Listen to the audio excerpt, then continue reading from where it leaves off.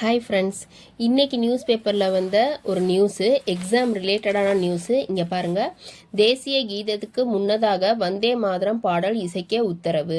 Actually தேசிய கீதம் ஜனகணமன பாடுவோம்ல, அதுக்கு முன்னாடி நம்ம என்ன பாடல் பாடணும்னு சொல்லி உத்தரவு கொடுத்துருக்காங்க. வந்தே மாதரம் பாடல், இது நம்மளுடைய தேசிய பாடல். இது பாடுறதுக்கு நமக்கு உத்தரவு கொடுத்துருக்காங்க. இதை பற்றி இப்போ நியூஸ் பார்ப்போம், எக்ஸாம் ரிலேட்டடாக. இப்போ பாருங்கள், இந்த தேசிய பாடலை பாடினவர் யாருன்னா வங்கமொழி கவிஞர் பக்கிம் சந்திர சட்டர்ஜி தான் பாடியிருக்காரு.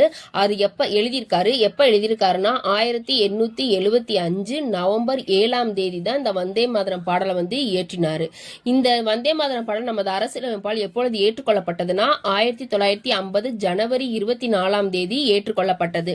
இந்த பாடல் இயற்றி 150 ஆண்டுகள் நிறைவடைந்துள்ளது. எதுல இருந்து பார்க்கணும்னா இயற்றப்பட்ட ஆண்டுல இருந்து பார்க்கணும். இயற்றப்பட்ட ஆண்டு 1875. இந்த ஏற்றப்பட்ட ஆண்டுல இருந்து இப்ப 150 ஆண்டுகள் ஆயிடுச்சு. இப்ப கூட ரீசெண்டா நம்ம இதுக்கான விழாலாம் கொண்டாடணும்.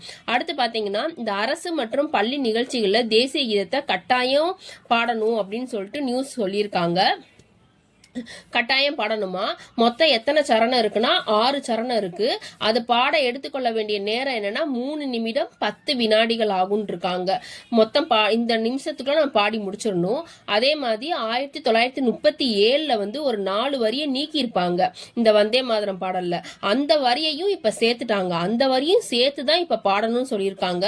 அந்த வரி என்னன்னா, தாய்நாட்டை லக்ஷ்மி துர்க்கை சரஸ்வதி ஒப்பிடும் வரி. அதன் தாய்நாட்டை லட்சுமி சரஸ்வதி துர்க்கையுடன் ஒப்பிடுவாங்களாம். அந்த வரியை இப்ப சேர்த்திருக்காங்கன்னு சொல்றாங்க. தேசிய பாடலை அவமரியாதை செஞ்சா 3 ஆண்டு சிறை தண்டனை நமக்கு கிடைக்கும் இருக்காங்க.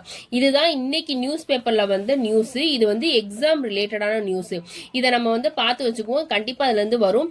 மேபி எத்தனை நிமிஷம் ஆகும்னு கேட்கலாம், இல்ல அது எப்போ எழுதப்பட்டது, யாரால் இயற்றப்பட்டதுன்னு கேட்கலாம், எத்தனாவது வருஷம் கொண்டாடணும்னு கேட்கலாம், அந்த 3 தண்டனை என்னன்னு கேட்கலாம், அதை என்னன்னு வர்ணிக்கிறோம், ஏன் நீக்குனாங்கன்ற மாதிரி கூட கேட்கலாம். ஸோ இதுதான் இன்னைக்கு நியூஸ் பேப்பர்ல இம்பார்ட்டன்ட் நியூஸ், கரண்ட் அஃபேர்ஸ் சம்பந்தமா. Thank you friends.